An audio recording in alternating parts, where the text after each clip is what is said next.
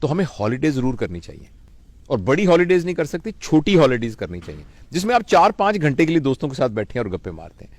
اس کے علاوہ ایک چیز جس کو ہم نگلیکٹ کرتے ہیں اور جس کا نبی کریم صلی اللہ علیہ وسلم نے بڑا کہا ہے, وہ ہے صلہ رحمی. صلہ رحمی کا مطلب ہوتا ہے اپنے رشتہ داروں سے تعلق. یعنی گاؤں میں ہمارے عزیز رشتہ دار رہتے ہیں, شہر میں رشتہ دار, ہمیں کم از کم 15 دن بعد, مہینے بعد ان کے پاس جانا چاہیے, ان سے ملنا چاہیے, ان کی خیر خبر لینی چاہیے. تو میں بس اپنی بات کو ختم کرنے سے پہلے ایک چھوٹا سا آپ کو واقعہ سناتا ہوں.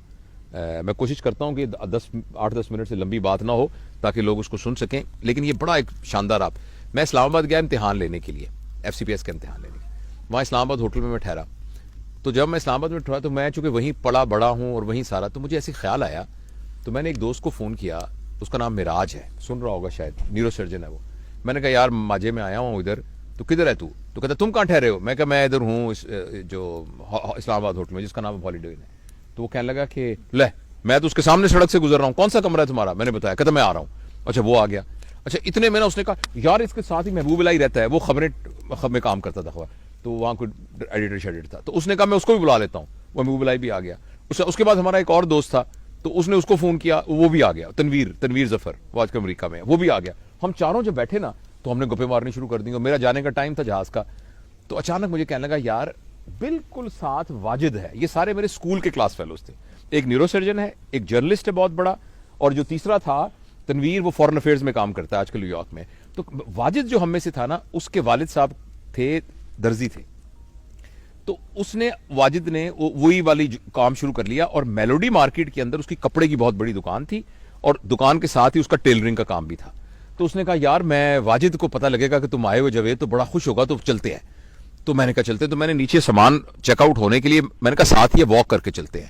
ہم واک کرتے کرتے کرتے وہاں پہنچے, تو بڑی سی دکان تھی.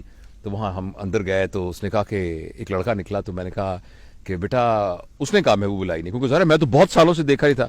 تو وہ کہنے لگا کہ واجد کدھر ہیں واجد صاحب. تو اس نے غور سے دیکھ کے کہنے لگا آپ انکل کون ہیں. تو ہم نے کہا ہم واجد کے کلاس فیلو ہیں سارے.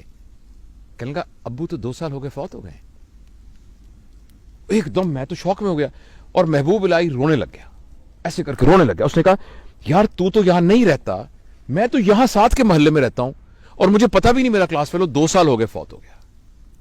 تو ایک دم نا پھر میں نے اس بچے کو گلے لگایا. میں نے کہا بیٹا تو ہمیں بالکل نہیں جانتا, ہم تیرے چاچے ہیں ہم, اور تیرے ابا کے دوست تھے. اور بڑا پھر بیٹھ کے ہم نے فاتحہ پڑھی, اور واپسی پہ ہم سب نے یہ فیصلہ کیا کہ یار زندگی کا کیا پتہ ہے. تو جب تک ہم زندہ ہیں ہمیں اپنے دوستوں سے, ملنے والوں سے, تعلق والوں سے رابطہ نہیں منقطع کرنا چاہیے, ان کو ملتے رہنا چاہیے. کئی لوگوں سے ہم اس لیے نہیں ملتے کہ ان سے ہمارے خیالات نہیں ملتے, یا جی ان سے فلانی لڑائی ہو گئی تھی, فلانی ہماری شادی میں وہ نہیں آیا تھا, فلانی. یہ اتنی چھوٹی چھوٹی باتیں ہیں کہ ان کو درگزر کرنا چاہیے, اور اپنے پیاروں سے, رشتہ داروں سے ملنا چاہیے, اور لیجر ٹائم. اور جس طرح ہم دیکھیں یہ احمد صاحب ہیں جناب, ڈاکٹر احمد صاحب, اور سارے ہمارے پوری فیملی یہاں بیٹھی ہوئی ہے, اور ہم انجوائے کر رہے ہیں اس لیجر ٹائم کو. Thank you.